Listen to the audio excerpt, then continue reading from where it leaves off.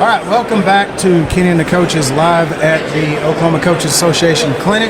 I am on today right now with Brian Bedford. He is the let me make sure I get this right, managing director, CEO, owner of Recruit Route. You've been partnered with the OSSA since 2022. Is that correct? Yep, Recruit Route and Bedford Agency, our two brands. Okay, all right. Tell us about what you and your agency do and your relationship with the OSSA. Yeah, sure. So we are so if you talk to Mr. David Jackson at the OSSA, he'll call me the NIL director for the OSSA, or the rules instructor, or the rules interpreter. What we function basically as a consultant and really an advisor on policy, rules interpretation, best practices, like what's happening. High school NIL today is a $100 million market. College NIL is $2.5 billion market. So there's a lot happening. You've got to make sure you've got a good feel for it. And then with our Recruit Route brand, we've worked with kids and parents and kind of navigating college recruiting. That's obviously changing quite a bit right now. And so, but these two worlds are really interconnected, right? Yeah. And so, especially now with revenue sharing, you've got kids getting, recruited, and there's commitments. And so all of these between, let's call it rev share and true NIL, are really overlapping. And so we function as really just the subject matter expert, the rules interpreter, the consultant, whatever you want to say, with the OSSA, and have enjoyed the relationship. It's been great. Now you haven't spoken yet, but you're going to speak here in a few hours. Yep. What are you going to be speaking about specifically today?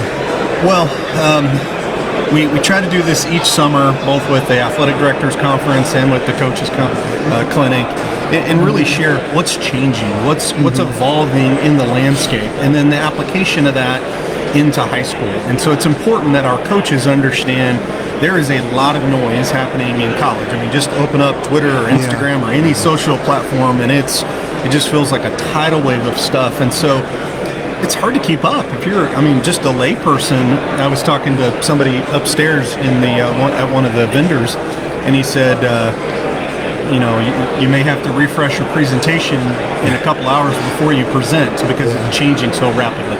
So we're trying to give everybody kind of a feel for the macro changes that are happening at the federal level, happening at the state level, happening with college, and the implications of those that roll down into high school. And that's important context for our coaches. They have kids that are getting recruited. They've got kids that are in high school wanting to do different things with their brand or their personality. And so trying to just really interpret that. And so our job here is really to empower them, give them, a bit of a data dump, so to speak, on what's happening, and then maybe some tips and tricks on what to do. Like, what can you do to empower your parents, and how can you help your kids, and how do you do it in a compliant way? How do you do it with the entities that are familiar with your school? You have sponsors of your school that might also be interested in, doing some things uniquely with student athletes. So giving, again, that data dump, but also kind of like what to do. What's the action item? How do we move forward into this space? Yeah. Now, for me, like whenever I hear NIL, sure, and I think a lot of people think this too. Whenever they hear those three letters, they automatically think something negative. Sure. It's like, this just seems dirty, or I don't know what the feeling is. Kind of squash that. NIL is not that bad. No, there's aspects of it that feel that way, and we're probably about the same age, and I candidly kind of wish we didn't have to deal with this.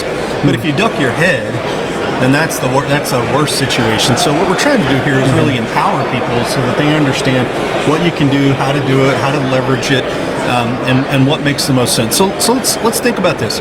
Kenney, when you were in middle school or high school, did you mow lawns? Did you have a job? Did you work construction? You did odds and ends, probably, right? Worked at a store. Yeah. Okay, but for my parents, but yes, but you know what I'm saying. Like we know many people that they had a job or they did things. Well, this is kind of the new era of that, so to speak. Okay, so now with the, mainly the proliferation of social media, kids have an opportunity to really impact the influencer economy first and foremost. So, when we were kids, we didn't have TikTok and Instagram and all the social platforms that you're even publishing this content to today, right? That did not exist. okay? Only the last decade or so, really since the advent of the iPhone and we became kind of an application society, have you been able to do that? Sure. And so what's happened now is that just like you're a creator of content for Kenney and the coaches, kids can do the same thing. Sure. Now, their interests are probably very different than ours, right? You know, they've got a Twitch channel that they're pushing out for gaming, or they're doing, you know, or they're on YouTube watching, you know, people, you know, do whatever nonsense, right? But that creator economy, right, has created opportunities for people. And if you and I start there with kind of the creator economy, Kenney, because in the true NIL, that's where about 85 to 90% of the transactions and the brand endorsements are happening through that. Now, the dirty side of it, right, is what really it's kind of happened in college, where they've mucked up kind of pay to play. Now, off of that, I think that that's getting a little cleaner. It's not clean, let me be very clear, but it's on its way with the house settlement that's happening, the revenue share component. That really kind of establishes a endorsement fee. They're not going to call it a salary. It's an endorsement fee for players. And that'll limit some of the dirtiness. But the true NIL is really kids being able to do shout-outs, social endorsements, an appearance, etc. I had a person run up to me or walk up to me the other day when we were talking about NIL in high school, and they said, so you're telling me that the high school quarterback, he could come to a birthday party for a 5th or 6th grader in the local community and do a shout out and do an appearance? Yes, he could totally. He could stay there all day, play hoops with them, you know, just like a babysitter, but again, he's making an appearance. So those are things now that really this influencer or, you know, content creator economy really can create now. And so I like to think of it on the pure side, the better side. There is some sides of it that, you know, are not necessarily pleasant, but there's a lot of things in life that have kind of pros and cons with them. Yeah, it's kind of, when I was talking to Sherry Cole yesterday, she said, or I think when I was listening to her speak, she was speaking on technology and how it's kind of viewed as being bad, but it's how you use it. Right. And that's NIL's same thing. Yeah. You know? Because like, I think a lot of people think, oh, if I'm at X town and Y town has a car dealership and they say, hey, you know, your kid come over here to town Y and they can be a sponsor of Y Chevrolet or something. Sure. I think that's what people kind of worry about whenever or I think that's what a lot of people think when they think of NIL. It's like, oh, people are going to use it as a recruiting tool. Yep. Yeah, and we've tried, you know, I helped write the policy that we have here in Oklahoma, and we really tried to stick to two primary premises here. One was Rule 5 and one was Rule 9. So ensuring amateurism and that NIL doesn't become pay to play. And then the recruiting rule is that we don't want to use it as an inducement. Okay, and so those were really kind of those were really kind of the tenet of how we built the policy here in the state. You know, will people try to blur the lines? I'm sure. I'm not naive. I've been a college coach. I've been in this world for 28 years. I'm not naive to kind of what happens. But, you know, we owe it to our kids. We owe it to our parents. We owe it to the people that support us in our communities to try to do things the right way. Yeah. Now, where do you kind of see NIL going from here on? Yeah, I think there's. I'll answer it this way. There's a path in the college market, and then there's a path in the high school market. So let's dissect each of those two. In the college market, what you're seeing now is the inroads into some federal legislation right now. In the last recent weeks, we've had the Commerce Department push forward a bill called the SCORES Act. In addition to that, in the last week, we've now seen an executive order from President Trump. All of those are really trying to bring a federal wrapper to college NIL. And the intent by that is, right now they're operating off of a very disjointed state policy, and that's really difficult. You might have a kid that's from Oklahoma and he goes to school in Kansas or Texas or Missouri, Arkansas. And so is it different from high school to college, and what does that work, and how does that work? So they're going to try to create that. They're also going to look at things like and create standard policies around, are they going to provide an antitrust exemption for college student athletes, or are they going to deem them employees? And that's a very big fork in the road, right? And you can argue either side, depends on, but they always say billable hours always wins, right? That's a big debate, right? The next one is they've got to set policy around, does NIL and the revenue share component that was part of the House settlement, does it impact Title IX? Okay.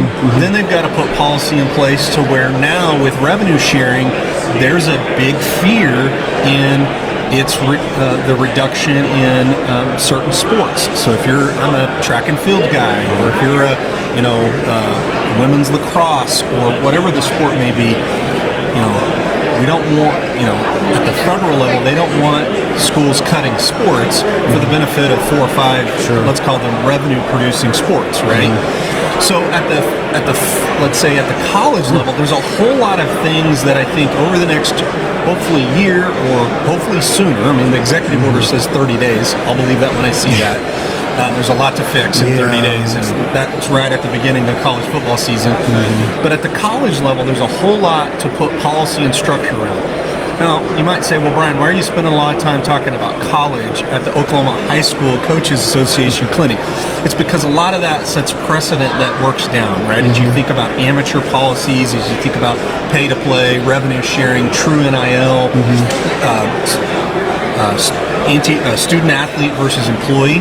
Because what's the difference in them being an employee in high school versus college? Like, you could make the same argument. Nobody has yet, but you could do that. Right? You could negotiate, just like the House settlement negotiated a rev share for media rights. We're seeing that also in high school. So there's a lot of different things that are at play that are really important to kind of get it tight or much tighter in the college world.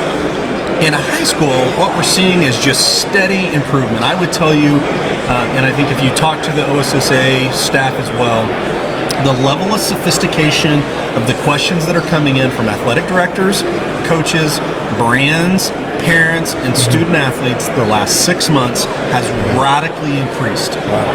Let me just repeat that. Radically increased. So people are they're understanding how to do brand endorsements, how to do social activations, how to leverage their social influence, right? There are kids in the state of Oklahoma that have hundreds of thousands of followers on social media. I mean, much more than I do. Yeah, much more than I do. Probably much more than you do, right? We're just two old guys talking on Facebook today, right? But the reason why that's important is because the companies that are targeting that 21 and below demographic right now they're highly interested in kids of all kinds, whether you're in art, music, you're an athlete, whatever. They're interested because you have a following that is significant, and how you got there could look a lot of different ways. But I can tell you right now, there are dozens and dozens of kids just in the state of Oklahoma today that have tens, if not hundreds of thousands of followers across all their platforms, and that is valuable. Do you think, like, any restrictions that kids have? The first thing that kind of popped in my head was the state law that passed it where you can't have cell phones in school now. Sure. Do you think that some of those things might cause people to even leave the state for other states, high school kids to leave the state to other states that don't have quite the restrictions on things? I mean, is that a possibility? Well, I guess you never say never in this space. I mean, you would hope. Yeah, probably not. Today there are 40 to 42 states that allow name, image, and likeness at the high school level. One of our adjoining states, the state of Texas, does not allow NIL in high school. So there are actually kids from Texas that have moved. Okay. So I think from an NIL perspective, in the context of our discussion, I don't think I don't think we're in a spot where we would preclude anything. I think what you're going to see is a level of sophistication. You're seeing kids that are doing more endorsements. You're seeing kids understand how to and their parents, how to manage contracts, how to negotiate with agents. We're seeing a lot more agent involvement now into high school. if you've got a Division I player at your school in Oklahoma, those kids are being approached by agents. Because now the agent can get a cut of the revenue share and the true NIL deal, so they can double dip just like a pro agent could get. See, a year ago, if an agent worked with a high school kid, they were just monetizing their let's call it true NIL. Okay. Now they can make money on the true NIL, and they can negotiate with the school and make money or a fee off of the revenue share. So if you have a Division I kid, not everyone, but I'd say a high propensity of them will also have agents. So all that is just the advent of sophistication in high school NIL. Wow. Well, I've enjoyed it. I want you to save some for your session today, so I'll let you go. But what's your favorite sport to watch? I'm a college football guy. Yeah, Okay, I coached 7 years of college football, so that's for sure my jam. Okay, I've been doing a Mount Rushmore of different sports for the people I've had on. So who would be your Mount Rushmore? What's your favorite position? I'm a linebacker guy. I coach linebacker, so I'm a linebacker. Okay, your Mount Rushmore of college linebackers. Well, I use this a lot, and this is like I'm 49 years old, and I'm from Oklahoma. So number one, and let's tie in a little NIL. You got to go the boss, Brian Bosworth. Oh, think about that dude in the NIL age would have made a gazillion dollars. He sure would. But he's at the top of my Mount Rushmore. How many do I have? How many's on my list? 3, 4? What's on my 4? All right. I like Brian Urlacher. I like. I'm going to take my man. I'm going to keep it in the house in Oklahoma. I'm going to take my man Kenyatta Wright, who's the GM of NIL at Oklahoma State. Kind of forgot about him. Kenyatta, all Big 12 guy.